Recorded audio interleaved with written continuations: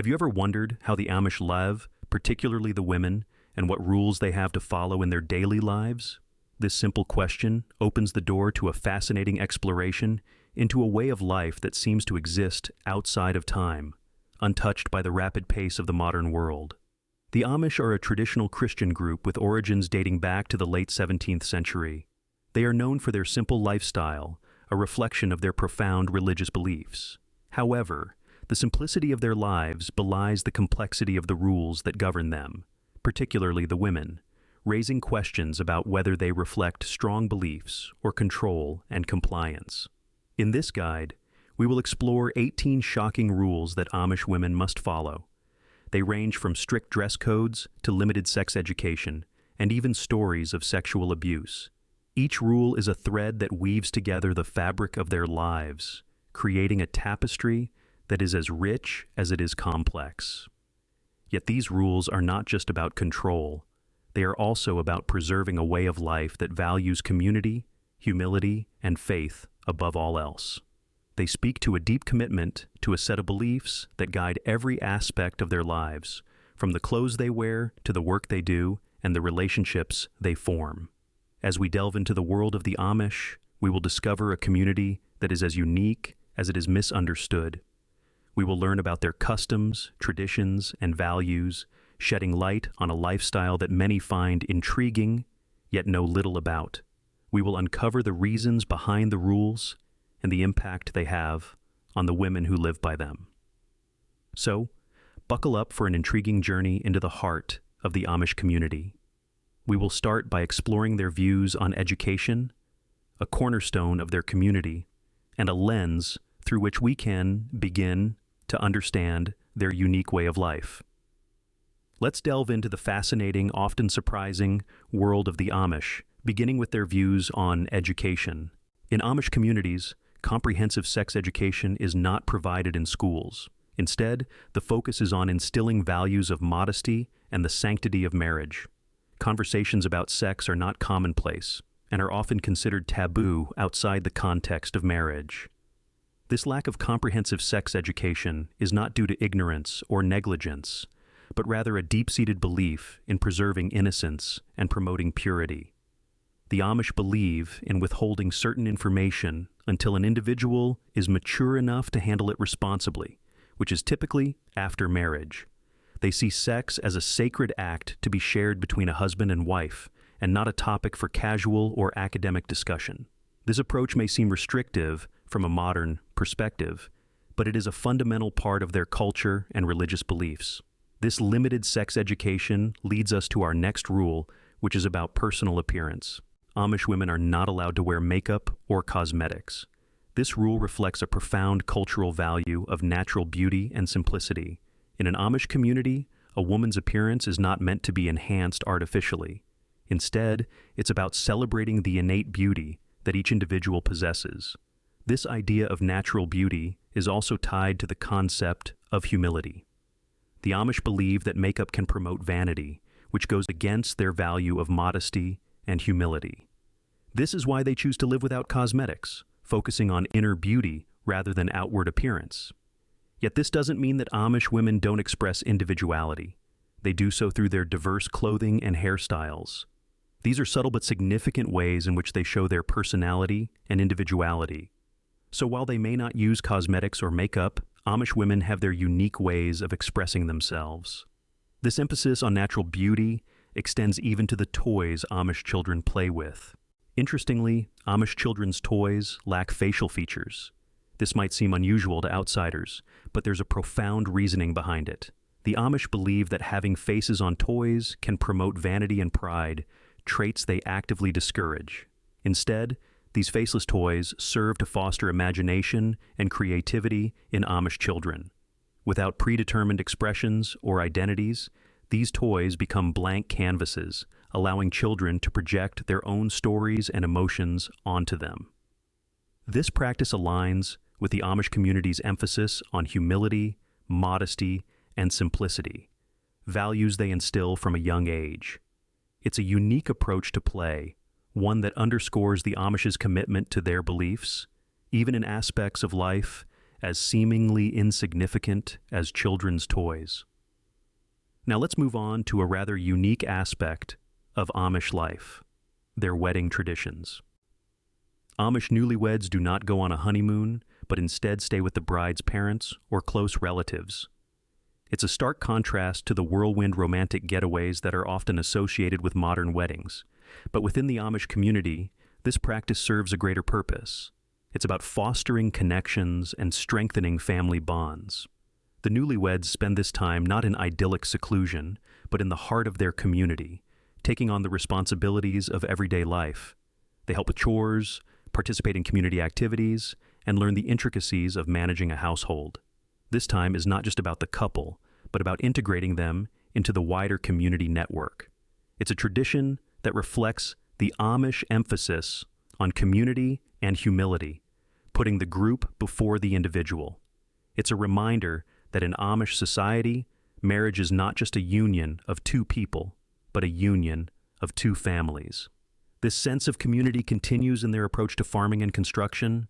In Amish communities, everyone comes together to build barns in a single day. This tradition, known as a barn raising, is a testament to the power of unity and cooperation within the community. It's not just about constructing a barn, it's about reinforcing the bonds that tie the community together. From the youngest to the oldest, everyone has a role to play, reflecting the Amish ethos of self-sufficiency and collective responsibility. The barn raising is also a celebration of the community's shared values and traditions. Amidst the rhythmic thud of hammers and the steady hum of conversation, there is a sense of purpose, of shared endeavor. It's a reminder that in an Amish community, no one stands alone. Each barn stands tall, not just as a structure for livestock and storage, but as a monument to the community's unity and resilience. This communal lifestyle is maintained by avoiding modern distractions, such as technology. The Amish prohibit the use of modern technology, a seemingly stark contrast to our fast-paced, screen-laden world, but for the Amish, it's a rule deeply entwined with their values. This restriction isn't born out of a fear of the unknown or a resistance to change. Instead, it is a conscious choice to maintain simplicity and humility in their lives. By choosing to live without modern conveniences, the Amish are able to focus on what they believe truly matters: faith, family, and community. The lack of technology invites them to engage in face-to-face communication, fostering stronger relationships. It encourages them to rely on their own skills and the strength of their community, rather than outsourcing tasks to machines. This choice also acts as a buffer, protecting their culture from the rapid pace of societal change and allowing them to retain their cherished traditions. Despite their isolation from modern technology, the Amish are quite cosmopolitan in their language skills. The Amish are trilingual, speaking Pennsylvania Dutch, English, and High German. This linguistic diversity is a testament to their rich cultural heritage and their adaptability to different environments. Pennsylvania Dutch, a dialect of German mixed with English, is the everyday language at home and in the fields. It's the language of the heart, of affection, and of daily life. English, on the other hand, is the language of trade and communication with outsiders. It's used in school and in dealings with the non-Amish world. High German, meanwhile, holds a special place. It's the language of the Bible, of worship, and of religious instruction. It's the language that connects them to their European roots. So, you see, each language has its purpose, its place, its time. Language is a key part of their culture, as is their approach to religious practices, such as baptism. The Amish practice adult baptism, usually between the ages of 16 and 25. This significant milestone in an Amish person's life is not taken lightly. The preparation for this ceremony is a journey that can last several months. It's a period of deep introspection and spiritual education where the individual delves into the teachings of the Church and the Bible. This time allows for the individual to fully understand the weight of the commitment they are about to make.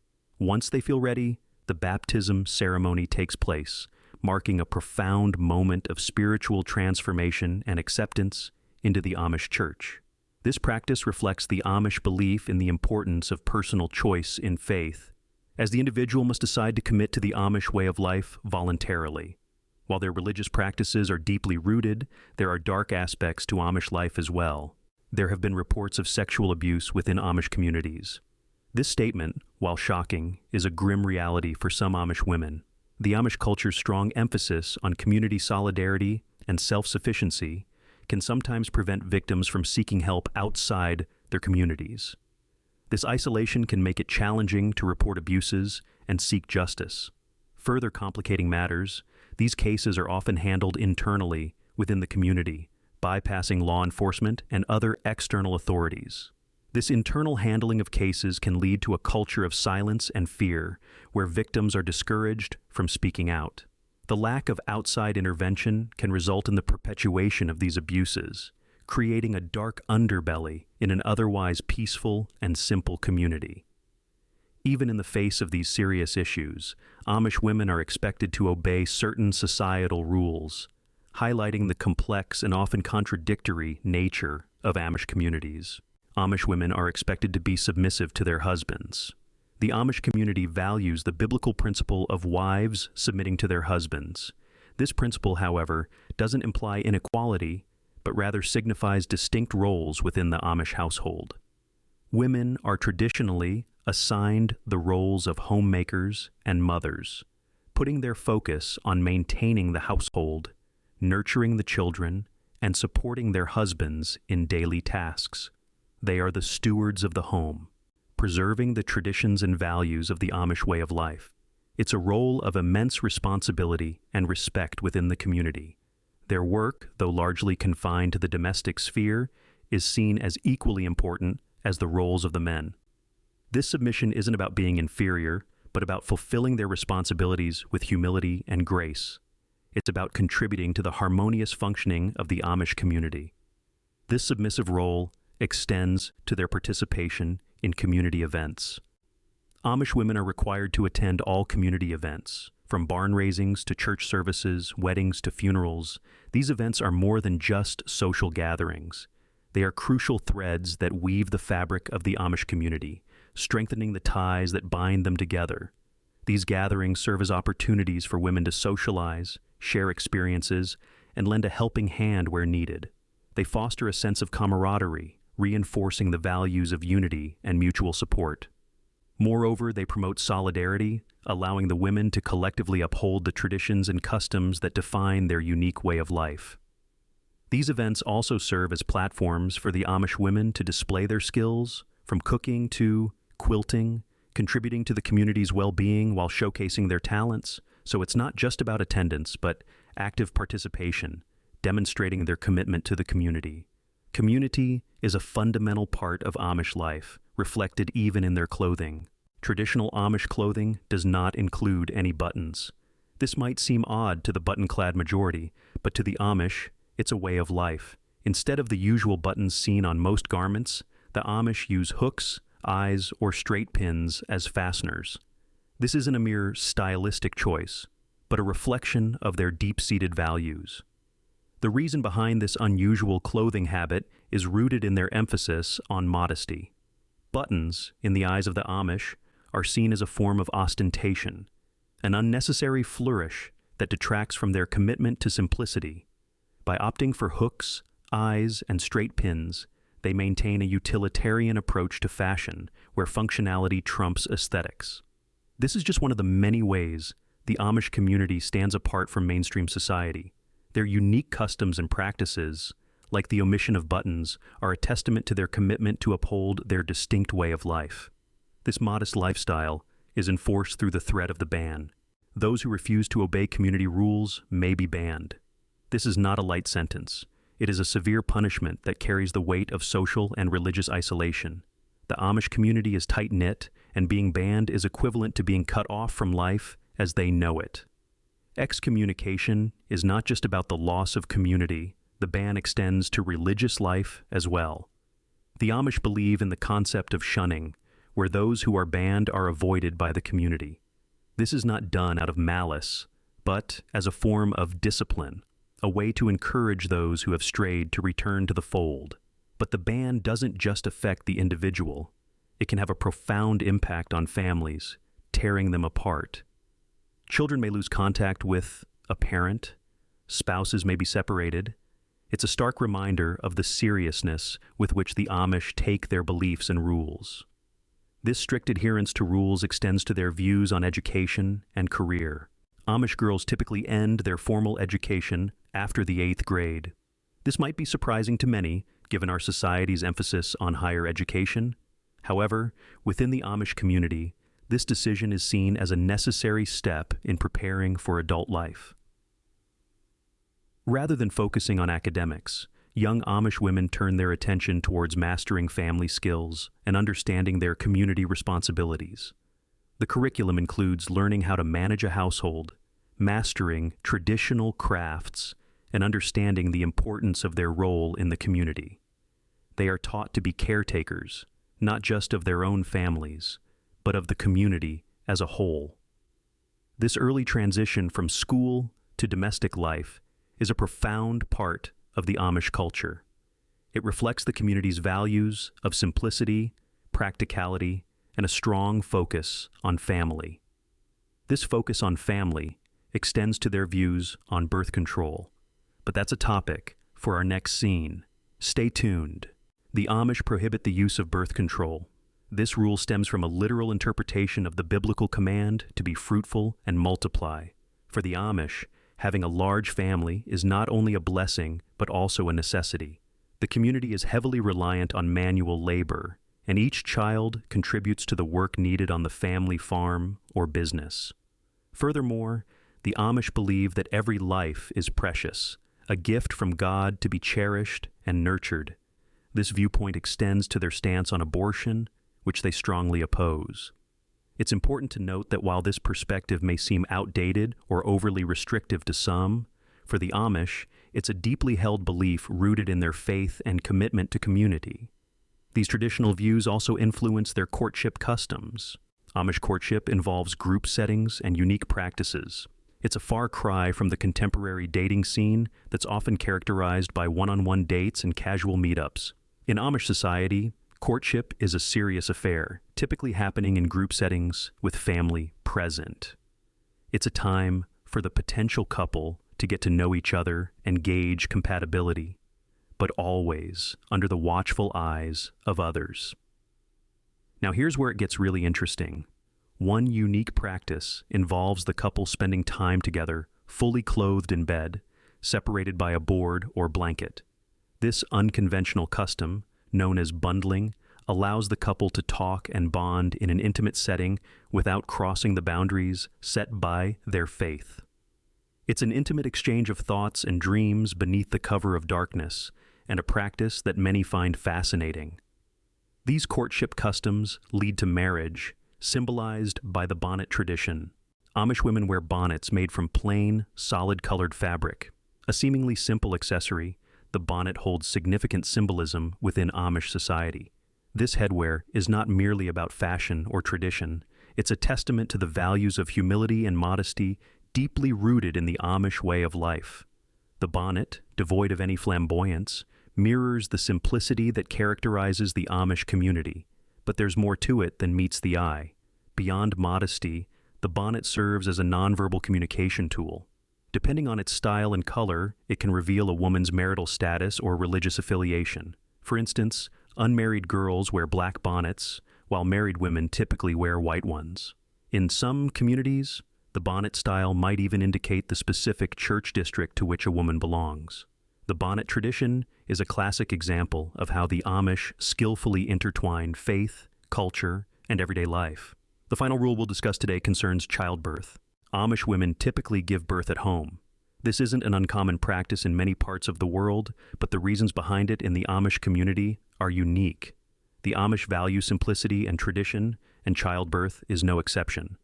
Home births allow the mother to be surrounded by familiar faces in a comfortable environment, further strengthening the bonds of community and family. Midwives play an essential role in these home births, offering support and guidance to the expectant mother. These midwives, usually women from the Amish community, pass down knowledge and techniques from generation to generation, creating a rich tapestry of shared experience. The choice for home childbirth also stems from the Amish's wariness of modern medicine and technology. They prefer natural methods and remedies, trusting in the wisdom of their forebears and the strength of their community. These 18 rules provide a glimpse into the fascinating and complex world of the Amish. So, there you have it. 18 unique rules that govern the lives of Amish women. From limited sex education to a ban on birth control, these regulations shape every aspect of their existence. Their world, void of cosmetics and high technology, thrives on simplicity and humility. The intriguing practices of faceless toys, the Bonnet Tradition, and unconventional courtship customs all serve to maintain modesty and community unity. The darker sides, including stories of sexual abuse and the threat of the ban, are stark reminders that no community is without its challenges. Yet, the Amish stand firm in their beliefs, their traditions acting as a testament to their unwavering faith and resilience. While these rules may seem strange to us, they are a fundamental part of the Amish way of life. Each rule, each custom, each tradition weaves together to form the intricate tapestry that is the Amish community, an enduring testament to their unique way of life.